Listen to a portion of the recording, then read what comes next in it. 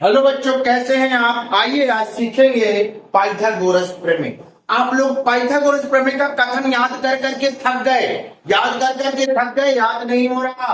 याद मत करिए, ध्यान से देखिए। पाइथागोरस प्रमेय का कथन क्या? समकोण त्रिभुज में, हमेशा पाइथागोरस प्रमेय समकोण त्रिभुज में लगता है। तो समकोण त्रिभुज में कर्ण का वर्ग, समकोण त्रिभुज में चित्र देखिए और चित्र से आपको कथन बनाना है।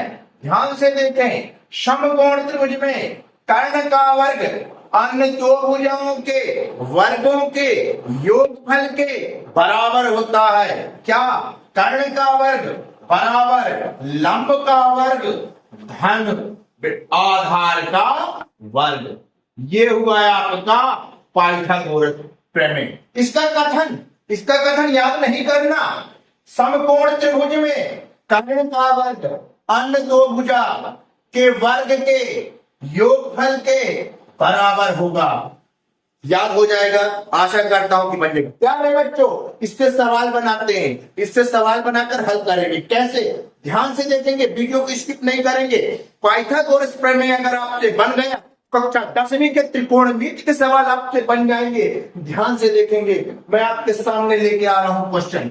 जैसे मान लीजिए समकोण त्रिभुज है। अब इस पे कर्ण का मान लंब और ये आपका हो गया आधार।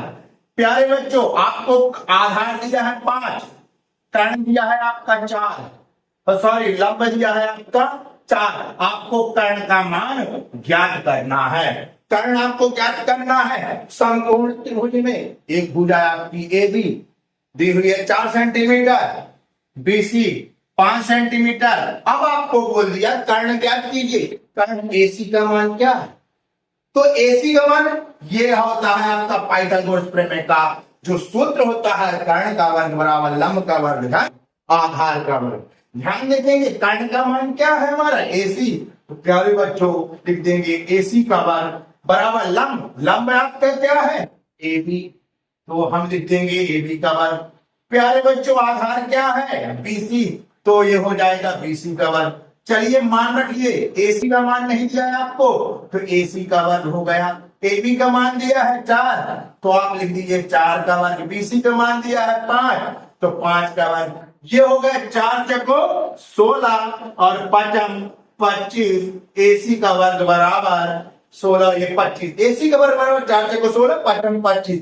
प्यारे बच्चों ध्यान से देखेंगे, एसी का वर्ग बराबर, अब इन दोनों को जोड़ दीजिए। 16 6 और 5 11 की एक हासिल 1 2 1 3 और ये हो गया 4 41 और एसी बराबर √41। ये आपका कर्ण का मान हो गया। अब इसकी जगह कोई भी संख्या हो सकती है। आपको लंब दिया रहेगा, आधार दिया रहेगा, कर्ण निकाल लेंगे। तो कर्ण ऐसे निकालते हैं। प्यारे बच्चों एक चीज और नोट कर लीजिए, आप सबसे महत्वपूर्ण चीज बता रहा हूं। जरूरी नहीं है आपको लंब और आधार दिया रहे। हो सकता है कहीं आपको कर्ण दिया हो और लंब दिया हो, आधार ज्ञात करना है। ध्यान देंगे, कोई भी दिया रहे, जरूरी नहीं है उससे हमको।